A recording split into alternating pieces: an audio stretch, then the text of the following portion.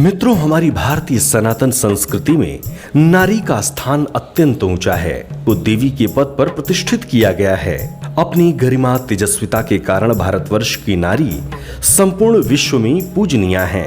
श्रीमद् वाल्मीकि रामायण के साथ ही श्री रामचरितमानस में नारी का यशगान किया गया है। आइए रामायण के कुछ ऐसे ही चरित्र के बारे में जानते हैं और उनके जीवन से हमें क्या सीखना चाहिए ये भी जानते हैं। माता सीता धरती की पुत्री हैं। राजा जनक को सीता भूमि से प्राप्त हुई थीं। रामायण में सीता को सहनशील, ज्ञानी पतिव्रता, एक अच्छी बहू, कुशल गृहिणी और सर्वश्रेष्ठ नारी बताया गया है। ये सभी गुण स्त्री को महान बनाते हैं। हजारों सेवक होने पर भी माता सीता अपने पति श्री राम की सेवा स्वयं करती हैं।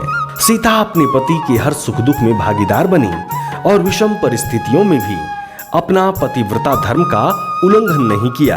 इसी वजह से सीता आज भी पूजनीय है। आज की नारी के लिए माता सीता एक आदर्श महिला चरित्र है। शूर्पणखा के जीवन से ये सीख लेनी चाहिए कि जो स्त्री व्यभिचारी होकर उन्मुक्त रूप से कई पुरुषों से संबंध बनाती है, उसकी नाक जरूर कटती है, यानी समाज में इज्जत खत्म हो जाती है। ऐसी स्त्री का लोक और परलोक दोनों स्थानों पर सर्वनाश हो जाता है। अतः ऐसे जीवन से दूर रहकर धार्मिक कार्यों पर ध्यान देना चाहिए।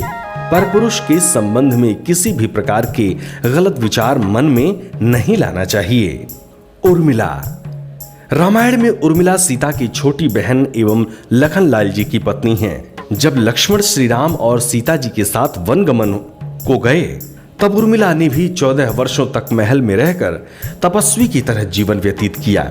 उर्मिला के इसी त्याग की वजह से लक्ष्मण श्री राम की सेवा पूरी निष्ठा से कर सके। उर्मिला का पूरा जीवन सीता के त्याग से कहीं अधिक महान माना गया।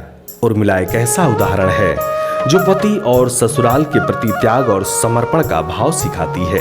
अनसुईया। रामायण में माता अनसुईया ब्रह्म ऋषि अत्रि की पत्नी हैं।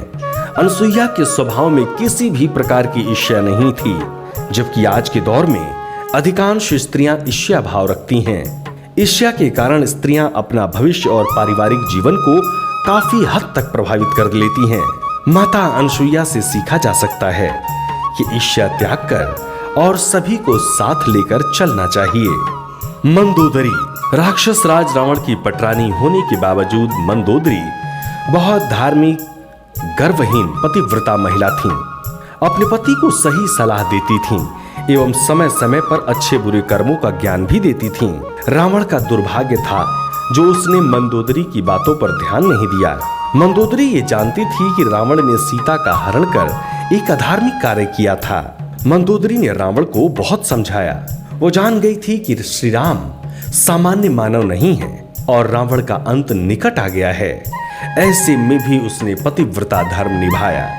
त्रिजटा। रावण की लंका में त्रिजटा प्रमुख राक्षसी थी। रावण ने त्रिजटा को सीता की देखरेख के लिए नियुक्त किया था। राक्षसों के बीच रहकर भी वो धार्मिक प्रवृत्ति की थीं। त्रिजटा माता की तरह सीता का मनोबल बढ़ाती थीं। त्रिजटा ये सिखाती हैं कि हमारा जन्म किसी भी कुल में हुआ हो, किसी भी परिस्थिति में हुआ हो, हमें अच्छे कार्य ही करना चाहिए।